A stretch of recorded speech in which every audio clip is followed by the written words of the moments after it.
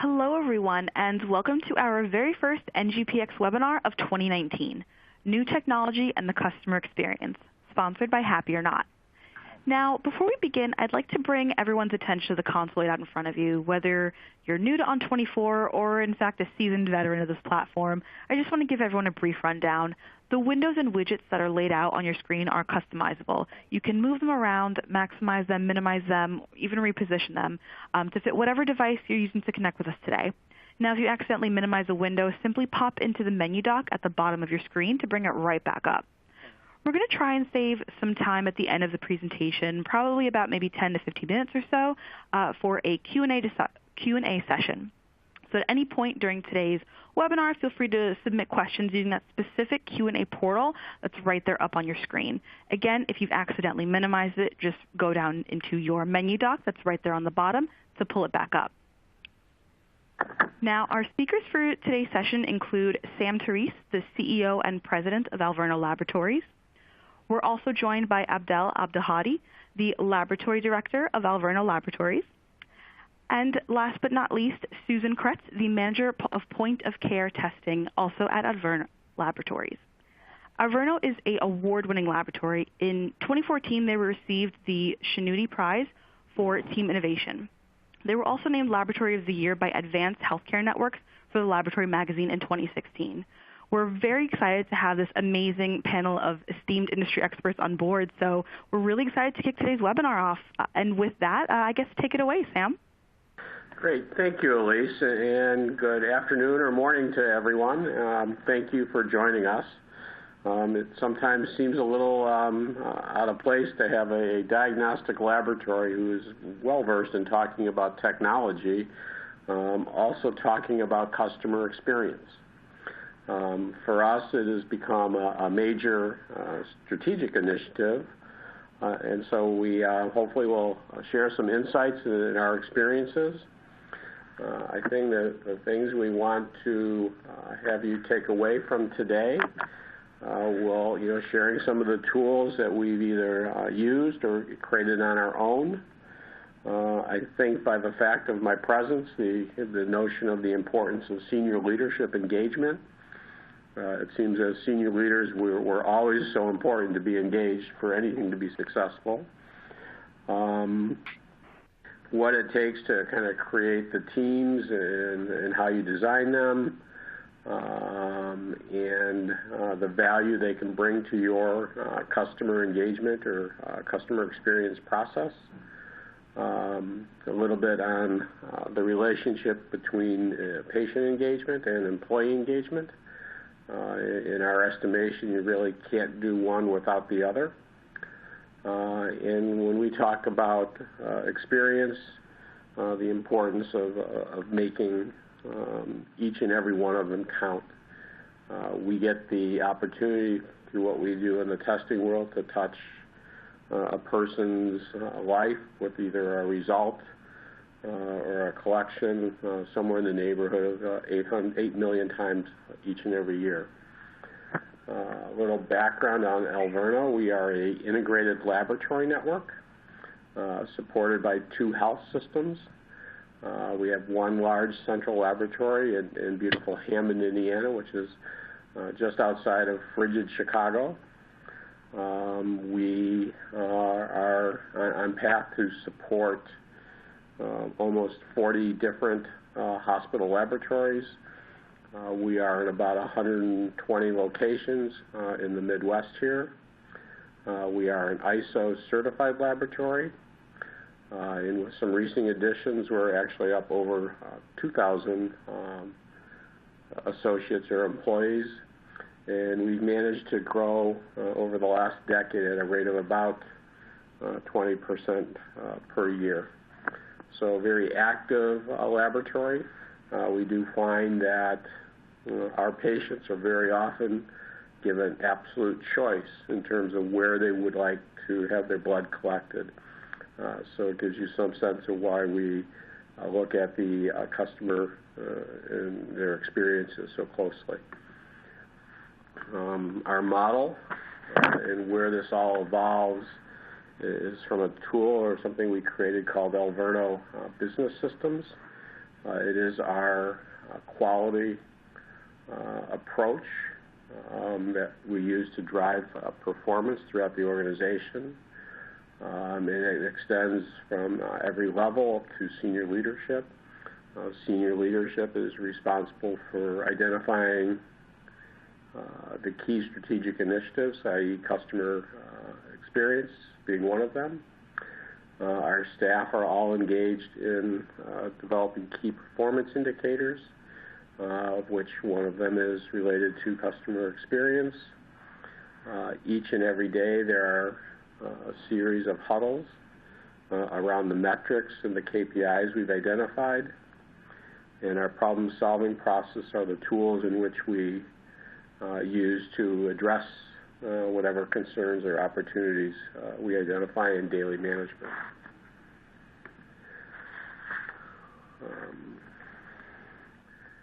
So when we take Alverno Business Systems and apply it to the tools from Customer Experience Committee, it's about focusing on the processes that we use to serve the customers that we see today, to not only meet their expectations, but to achieve something beyond that and more results orientated. We are so engaged in customer experience because it's really about creating a level of transparency in terms of how we work, accountability, communication, and these become very empowering for our staff. It increases their engagement in our organization and the patients they serve.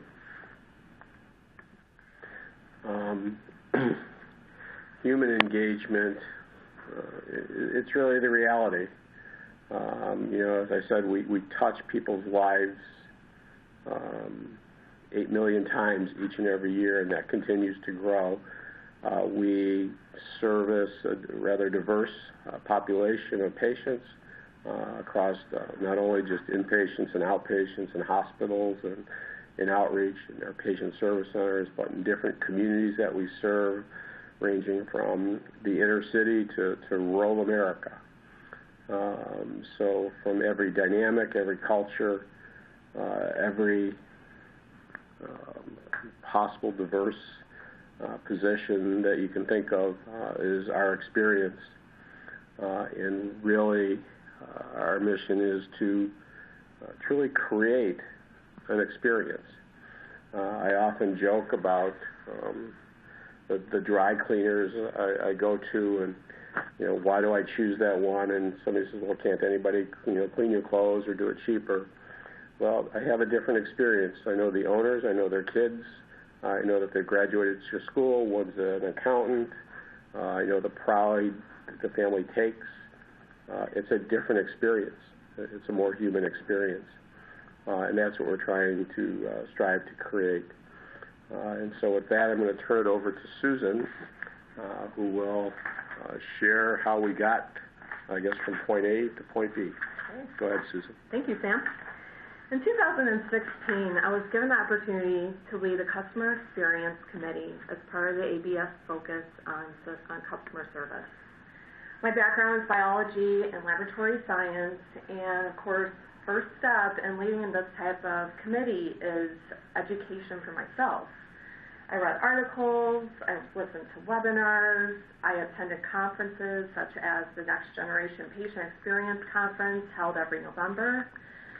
But for the past year in my role as point of care manager, I visit a lot of our hospitals. I observe interactions with hospital staff with me, their interactions with our laboratorians. And in some of the hospitals, I get really great feedback. I get eye contact, they say hi, hello, feels so warm and welcoming to have this type of interaction. And then I visit some hospitals that have the exact opposite type of experience. Their heads are down, they don't make eye contact. It just doesn't feel as good as a good type of experience should be within a healthcare system. So it is in this aspect that our committee is called the Customer Experience. because we want, as a committee, to provide that exceptional experience for all who interact within our organization. Our committee is made up of a diverse group of members with different backgrounds and job experience, work departments. Some members are very well versed in customer experience, such as our lab directors, and others were starting from step one, such as our education coordinator. So like me, our committee had to start with that education, and we had to start at step one. So of course, first few meetings were listening to those webinars, reading articles, and trying to figure out what people are doing out there to improve that patient experience. We started with some articles right away, and one in particular really grabbed my attention. It was from a healthcare system that started a patient experience type of program for their healthcare system, and he started with a mission and a definition. So we worked on that as a committee. And our committee mission is to provide education, direction, and tools to allow each team member to create the Alverno experience for their customers. Then we developed a definition.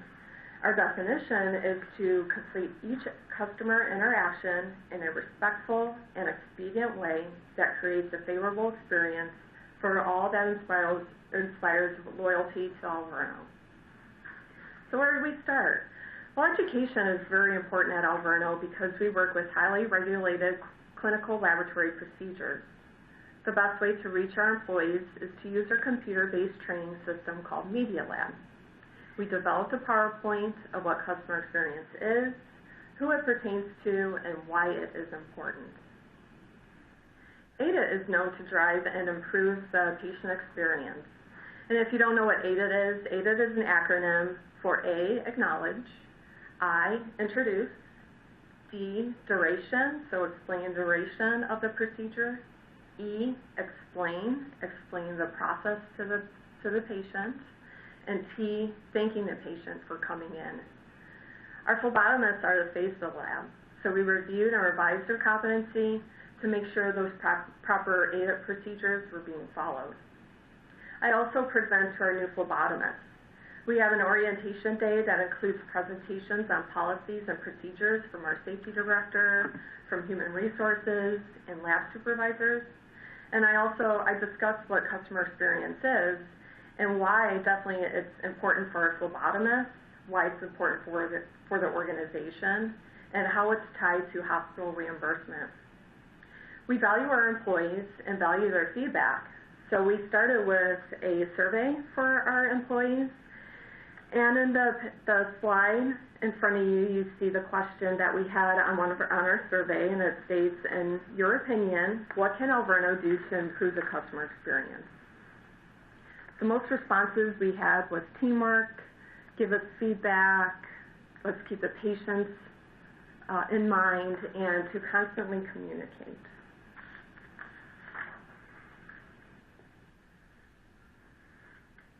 Everyone has a certain experience in mind when receiving clinical care. And I know when I go in for my blood draw, I work full time, I'm busy, I just want to get in and out so I could go on with my day.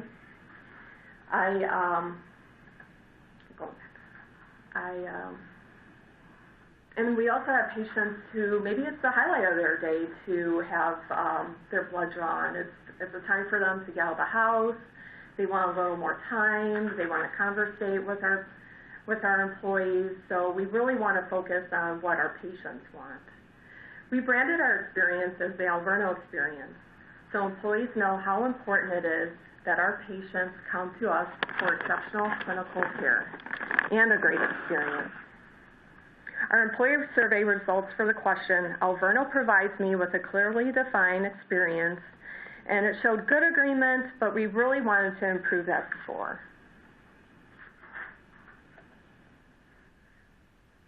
To enforce the Alverno experience, we focus on constant education and competent behaviors using aided audits. We develop newsletter articles for tips and trends on excellent experience delivery. We keep our employees engaged during the process as we develop the ACE Award, or the Alverno Customer Experience Award, to recognize our employees who exhibit positive experiences for our patients. We recently received patient feedback such as, my favorite phlebotomist moved to a new house and then began working at a new office that was closer to her home. I now drive further to that office to have my blood drawn because I love my phlebotomist. With the ACE Award, we want to recognize our employees who build these types of special relationships with our patients. And I think this employee definitely deserves an ACE Award. We're starting our third year with the committee and have a number of accomplishments to share. We use quality and lean techniques with our projects. We have a quality coordinator on the committee who helps us process MAP hospital, patient service center, and in-office patient lab draw procedures to identify Kaizen bursts. Kaizen is Japanese for the word improvement. So we identified improvement opportunities that may delay or give us clinical issues that could affect our patient experience. In 2017, we were requested to take over the employee engagement activities from the Education Committee. This worked out well since engaged employees are known to provide a better experience for our customers. To engage the employees, we worked on team building activities within the system. And this year, we are going to work on some type of Alverno Day or a big day and celebration to celebrate our hardworking employees. We filmed customer experience videos with their staff as the stars. We filmed at our central laboratory, at one of our hospitals, and at a patient service center.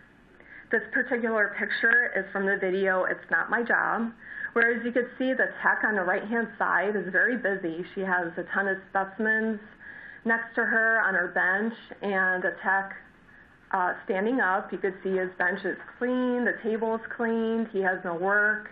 So she asked for help, and he said, no, I'm done today. It's not my job to help you. So we're really trying to get away from that type of aspect, and we really want our employees to work together. These videos are based on actual situations that our leaders received as complaints from our patients and customers.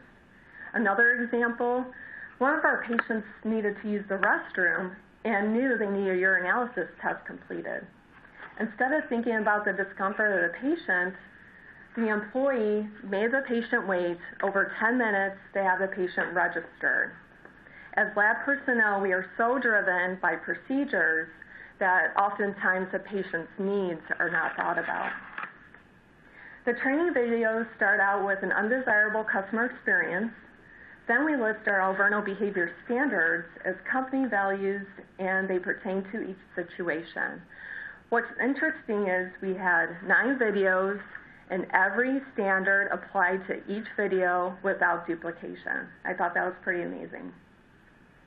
The video then reviews the correct response during the interaction. The videos not only let the employee know how to provide a great experience, but also reminds them to adhere to company standards for behavior. The video we will watch now is called Customer Interaction, and it highlights how our staff should really work with our hospital staff.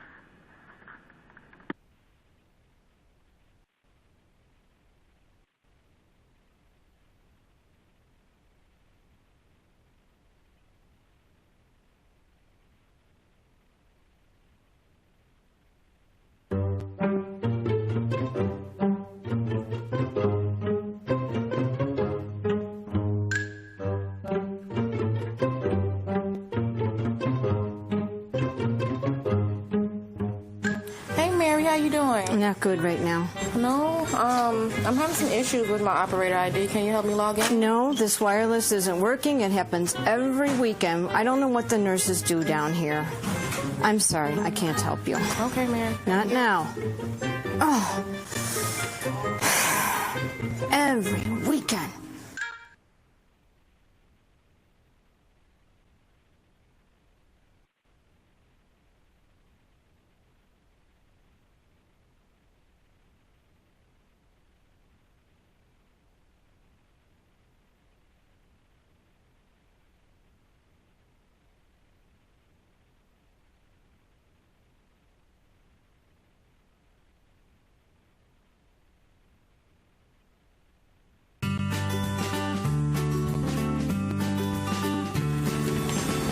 Hi, Mary. Good morning. Well, good morning, Shira. Nice to see you here. Since you're here, can you help me with my ID number? It's not working. Oh, you're right. I see that. Yes, I'd be happy to. I need to finish up with this ISTAT, run to my office, and I'll have it fixed. Okay. All right. That sounds great. Thank you. You're welcome. Okay, that should do it. Hi, Shira. It's Mary Alice calling back. If you have a minute, can you give it a try? I'll hold on. It is? Oh, that's great. Is there anything else I can do for you? Okay, well, you have an excellent day. Bye-bye now.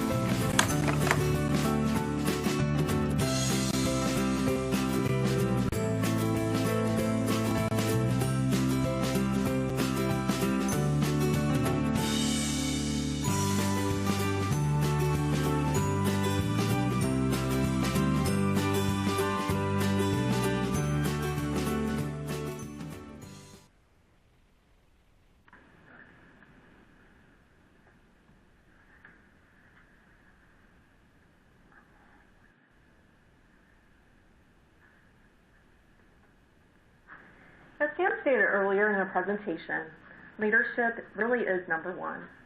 It's needed to support and grow our focus on customer education and experience.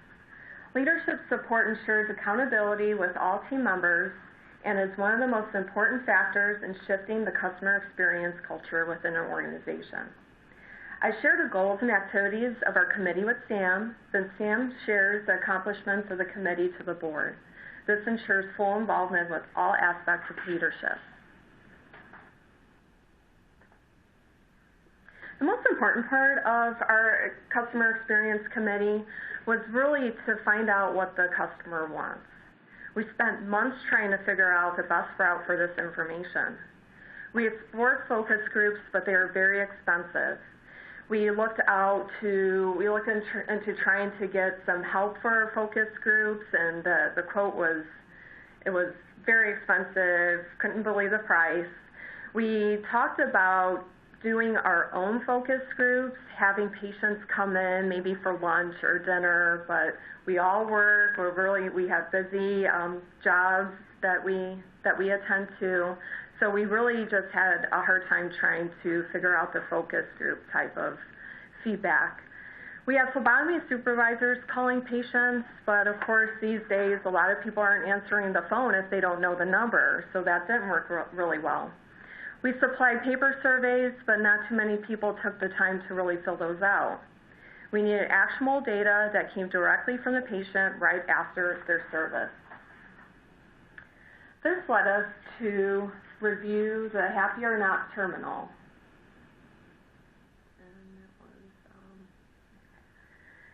The HappyOrNot terminal is a HappyOrNot manufactures customer service satisfaction terminals to capture satisfaction of the patient right after service.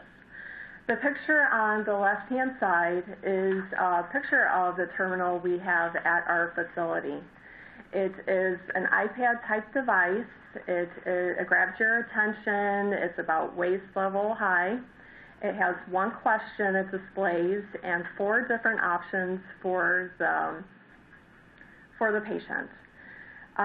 2 green faces, very happy, 2 red faces, sad face, and a very sad face. And that is tracked by our daily report. The picture on the right-hand side is the Alverno team with the HappyOrNot team at the past NGPX conference this past November.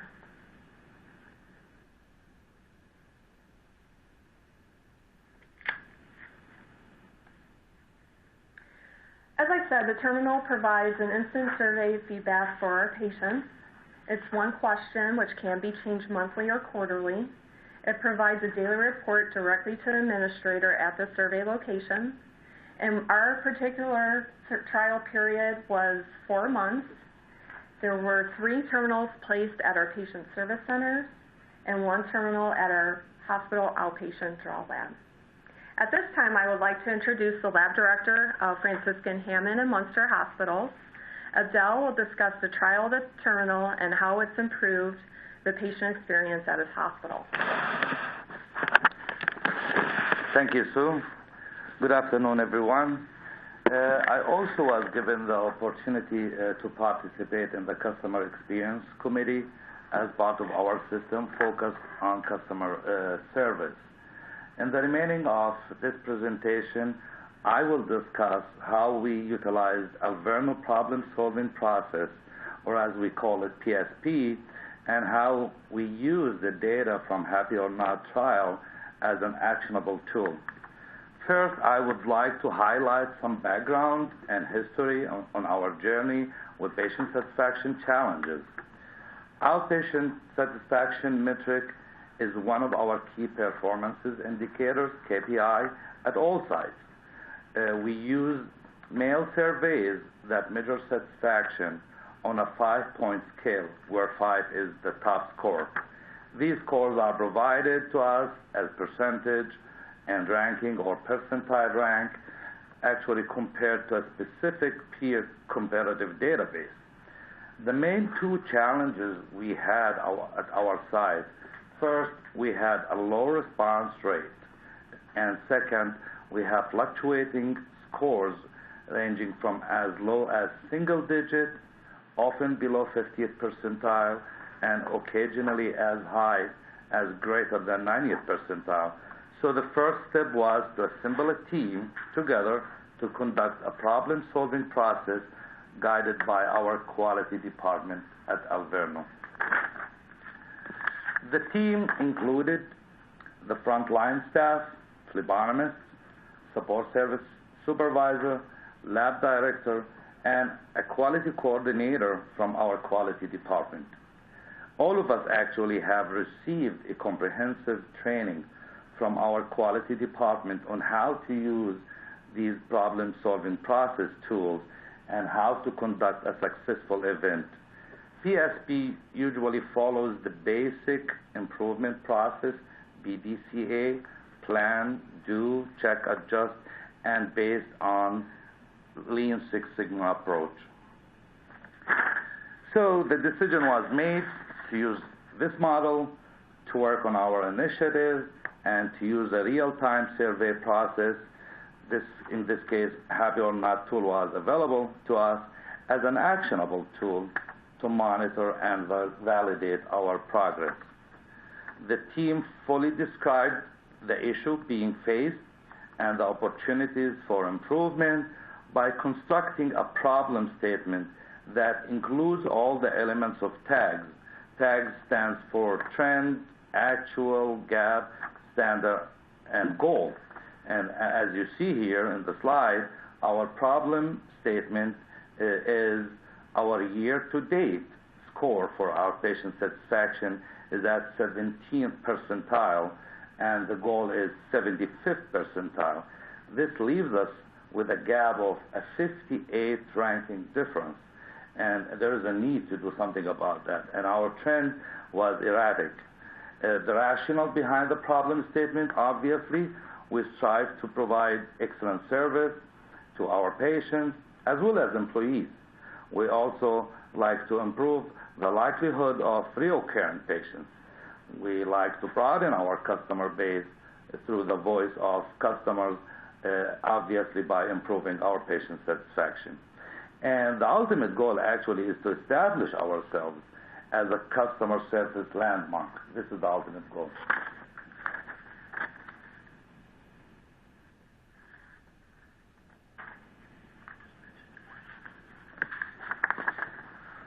So the next step, after we assembled the team got together and they are to discuss the data and observations to identify potential root causes using a tree diagram.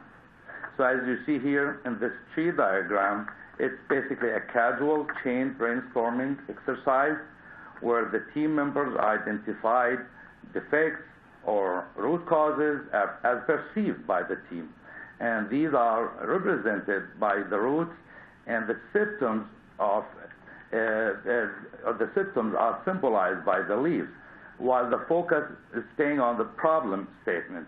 So this tool actually helps override our natural tendency to apply quick fixes to pain points. The ideas generated from this exercise are then validated by factual data collected, observed at Gemba. Gemba is actually the place where the work is actually being performed. So from this tree diagram, the common themes that we found, there is concerns about staff courtesy, deviated process, cleanliness, and rushing, taking shortcuts. All these are identified by the group. Once these are identified, the group has to go through a Gemba, and in the Gemba, the team mapped out the high-level steps of the process by using sticky notes and place waste found at Gemba on the map using a different color sticky note.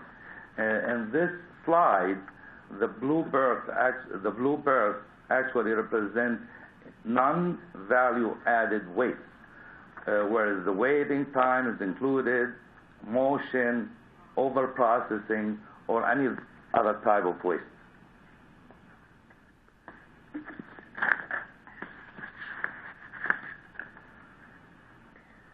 So these are the common waste identification.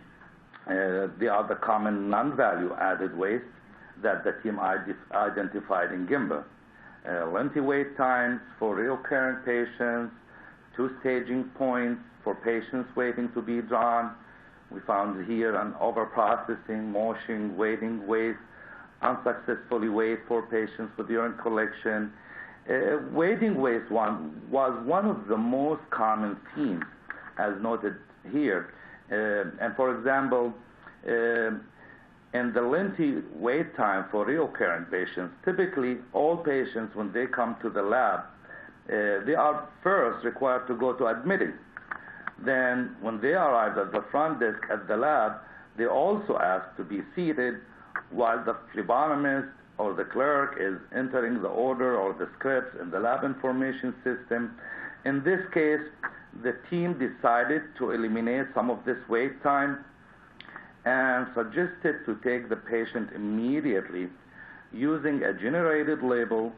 Obviously has to have proper identification from previous admission, and complete the ordering in the lab information system with the new label after the fact, especially for those recurrent patients or outstanding order.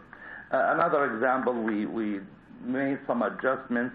For example, the patients who come in for urine orders, they also were asked to be seated first to allow the phlebotomist or clerk to put in the order. Now this practice has been changed, and the patient is immediately given the collection cup with proper identification with no further delay or wait. So this slide actually shows our previous or current survey and the new trial, HappyOrNot. And as you see in this slide, we have data from both, and the number of the participants were 38 for 1 month. This is from the August of 2018. So the number of the survey received were 38 surveys in a month. This represents way less than 3% of our actual volume. Versus when we used HappyOrNot, we received 691 surveys. This actually represents a little bit more than 80% of the actual patients seen. And they both have, the first one has 5-point metric, and the other one is 4. And obviously, if the first one had a score at the time was close to 95, like 94 point something, 0.5, this one has 93. And reflecting that in a percentile, it was actually way below the 50th percentile. The next slide shows some of the analytics feature that we utilize at HappyOrNot. This is a screenshot of some of the data.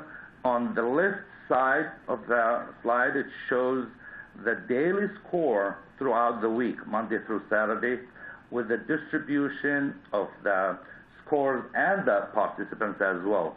On the right side, it's a little small here, it's hard to see, but it shows our daily volume and responses and the scores. Also, we can check the scores and responses by the hour of the day. This is really an interesting slide that I found it very beneficial for our PSP. It actually shows cumulative data that identify the percentage of the negative and the positive hourly, and this is over a 2-month period. So it is very clear. It's highlighted in yellow here, and it's enlarged in the bottom of the slide. That around 6, 7 o'clock in the morning, we experience larger negative responses or rates than the rest of the day.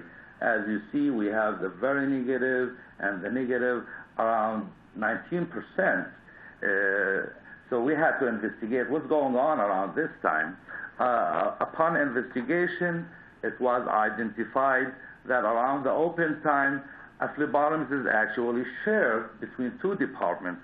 They usually go to ED department, and sometimes they stay in the ED department for 5, 10 minutes beyond the open time, waiting for admission to call them and to let them know that the first patient has arrived. And even if the patient arrives in an outpatient area, sometimes it takes longer for the phlebotomist to meet the patient. This has been immediately corrected, and we decided to maintain the outpatient area manned all the time.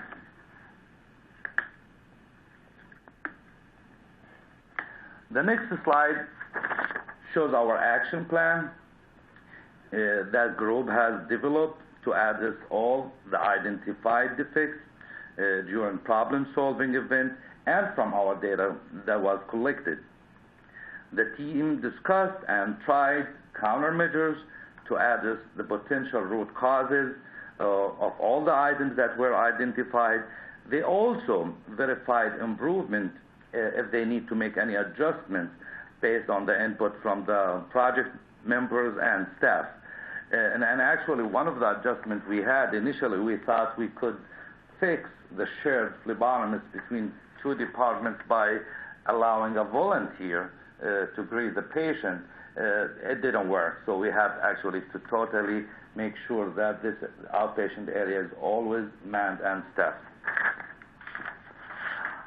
In the next slide, I want to show you our progress over the 22 weeks trial period that we utilized both Happy Index as a trial, and we also implemented our PSP. We started around week 31, around August.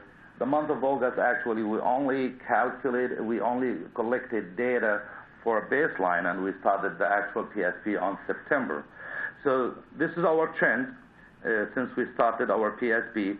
We started at 93% Happy Index score, and just to remind everybody, 93% sounds good, but when we compare it to percentile, knowing that the average or the 50th percentile is around 95, and actually could be larger than that, 93% could possibly reflect a score of only 15th percentile or 16th percentile. So it's not that good. So we started with 93%. By the end of the trial, toward the end of December, we actually reached 99% Happy Index score. We ran the analysis using regression analysis, which is basically investigating the relationship between 2 variables. In this case, our independent variable was the time by week. Our dependent variable is the Happy Index scores. In our regression analysis, anytime we get a p-value less than 0.05 or 0.01, it means there is a strong statistical significant relationship between the two variables. And in our case, it does truly indicate a very strong statistical correlation between the two variables, time and happy index, reflected by a p-value or a significant F value of 0.0010.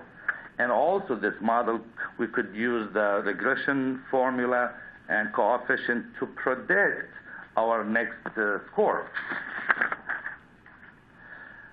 In summary, every patient counter counts.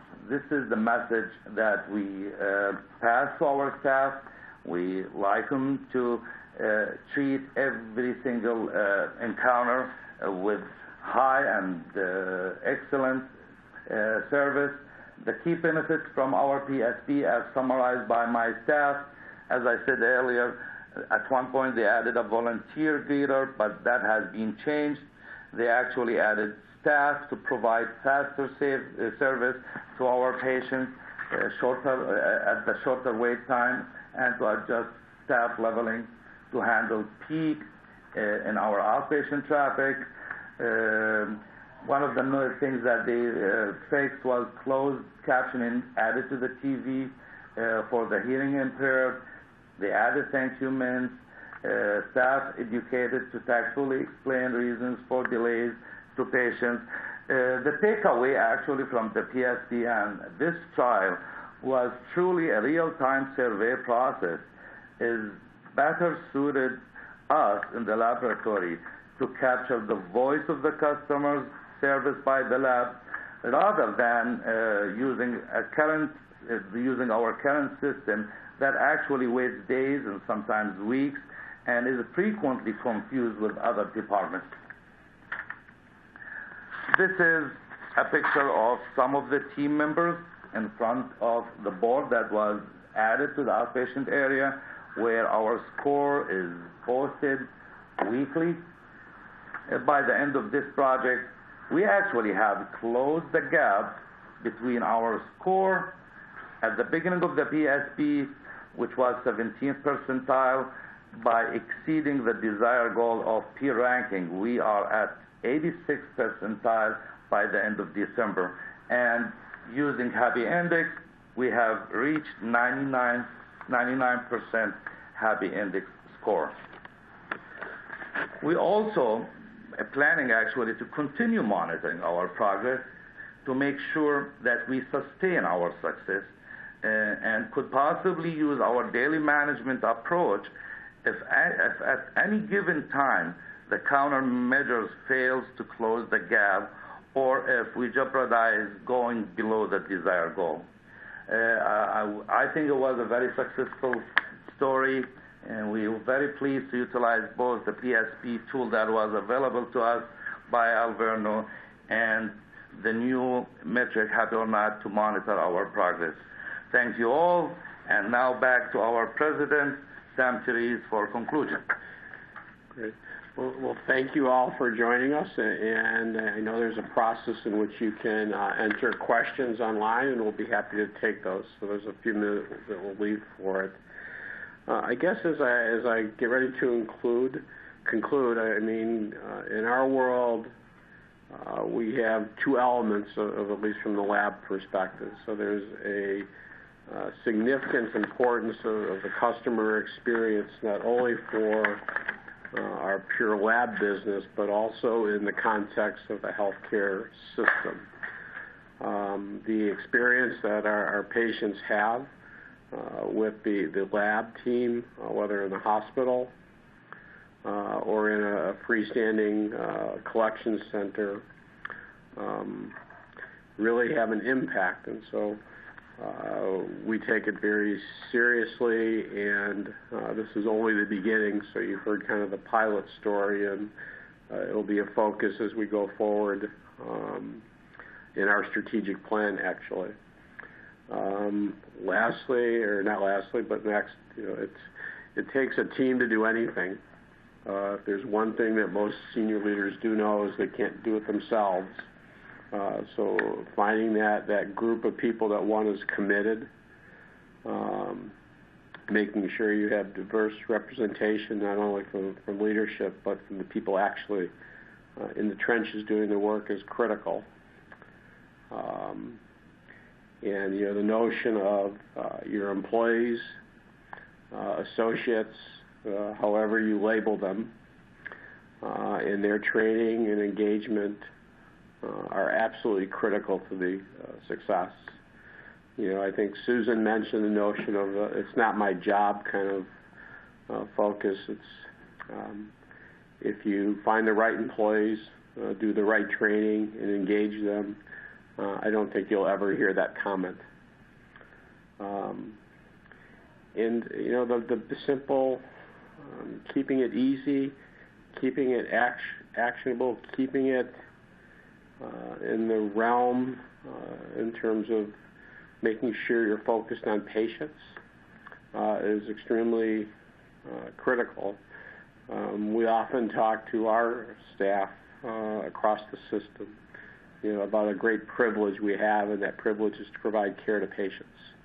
And so that care not only involves kind of the scientific and technical, but also the experience and the relationship that we form with them, however brief or however long-lasting it might be. So with that, I simply say thank you, and we're looking forward to any questions you might have. Excellent. Yes, so we have a couple of questions that we're going to dive into, and for any of our attendees on the line, just use that Q&A portal that's right there up on your screen to submit any questions to our experts. If you've accidentally minimized that window, you can just go to that menu dock at the bottom of your screen to pull it right back up. So let's dive in. This first question reads, for a high-growth organization, what would you say is the most difficult aspect when it comes to patient experience data? Yeah, I think I can take one. This is Sam Treese. As a laboratory, we live in a sea of data. We're data crazy folks, I guess. The challenge often, I think, with patient data is that the lag time that you have. You see the patient, in the first week of the month, you get a survey out, you get a response, you get that simulated, and you're really looking at that activity, 45 days in the rear, and then trying to assess what it means. So I think the timeliness is a critical element. I think the ease of collection. When you think about a mailed survey, somebody has to then process it and log it and assemble it and do the statistics on it. It just needs to be simpler, particularly from an organization like ours that we're growing at 20+% per year, and actually this year I think we're going to exceed 30. So things are happening quickly. We take action quickly, and so really getting data in a timely, quick, easily digestible form so that our staff and people can take action with it is kind of the critical things that we need to get when we're using data tools. Excellent. All right, this next question reads, was that Happy question available for employees too? I believe this is referring to Abdel from your portion in that picture that you were showing us of the PSP team. The HappyOrNot is available for patients. If I understand the question, you're asking if it's available for employees? A separate tool for employees. Yeah, it's only for patients. And one of the limitations, actually, we found at certain times utilizing this device is accidentally they can be used by kids. And then sometimes even it was amazing that we found a response in the middle of the night, so apparently housekeeping used it. So there is some limitation. We moved the portal from an area to a little bit more private area just to allow patients to use it. So at this point, it's available for patients only. Right, this is Sam. I will just add that we do have a separate tool we use for employee engagement. It's a little different. It goes into questions of anywhere from compensation to recommendation of the facility. So we do monitor that, and the good news is we consistently perform well into the top quartile, I think is how they describe it. Wonderful. All right, so let's dive into a couple of more questions. This next question reads, how did your staff receive the HappyOrNot terminals when it was first introduced? I could take that question. This is Susan Kress. I personally delivered the terminals at our 4 locations. I deliver them and set them up, so it's very easy to do, very easy process. The leaders at each site knew when I was coming and what the terminal was and how it's going to help us to improve the patient survey and patient feedback. But after I set up the terminal and it became live, I gathered the staff in the area and we had a discussion about the terminal. So I basically told them about the focus and goals of the committee and how we're trying to gain that patient feedback to improve their experience. I did make sure to tell them, you know, some sites may have lower scores, and this is not going to reflect poorly on you. We work as a team, and we're not going to place any of corrective action because of those negative responses. We just want to improve as a system.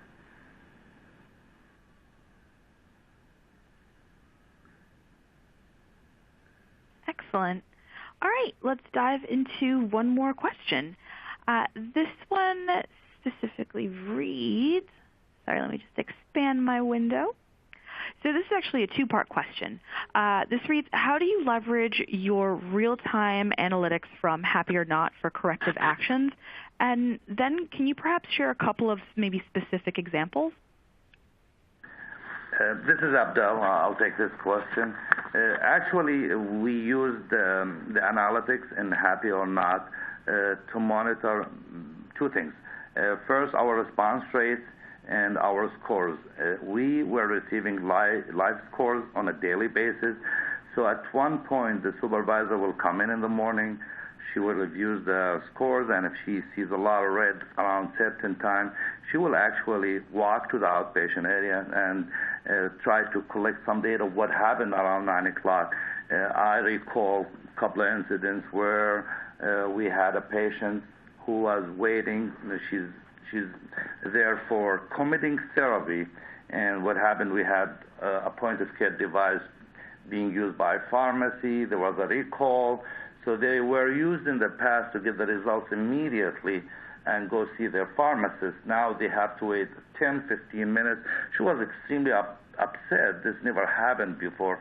So that was an opportunity for us to educate our staff how to communicate any delays with patients.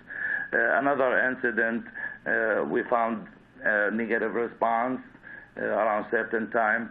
And same thing, we asked the phlebotomist what happened around that time, and apparently the patient insisted on using butterflies, and she didn't have to have the butterfly available in the outpatient area, which requires her to call the lab, and the lab has to deliver it.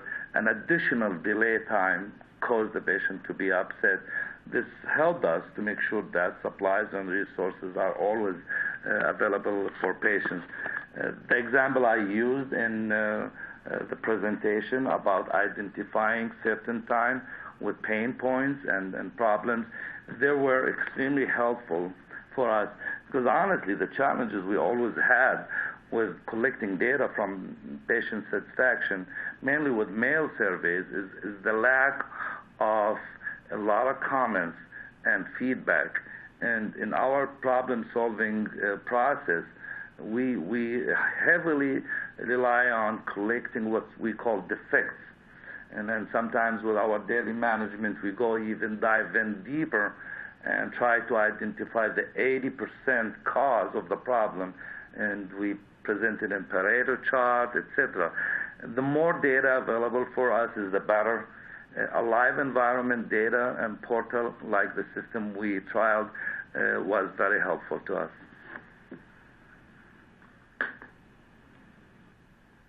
Fantastic. So I'm taking a look at the clock, and we're approaching the top of the hour, so I want to make sure that all of our attendees can get into the swing of things for their next meeting. There were a couple of questions that I did want to bring to everyone's attention, one of them being, hey, where can we watch this video again?